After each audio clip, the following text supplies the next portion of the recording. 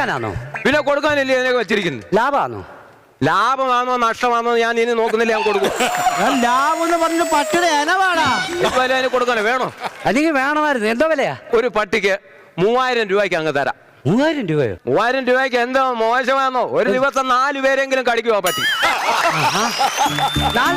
4 പേരെയോ? 4 പേരെ കടിക്കും. 4 അതിന്റെ കുറഞ്ഞത് 3500-ന്റെ. അതാവുമ്പോ 2 പേരെ കടിക്കത്തുള്ളൂ. 2 പേരെ കടിക്കുമോ? അപ്പൊ ഡെയിലി 2 കടി. ഡെയിലി 2 കടി. അതല്ല, നീ ഇനിയും കൊണ്ടുപോയി 2 പേരെ കടിച്ചില്ലെങ്കിൽ നീ പട്ടിയെ അങ്ങ് തിരിച്ചു കൊണ്ടുപോവാ. ഞാൻ ഈ 1500 രൂപ അങ്ങ് തിരിച്ചു തരാം.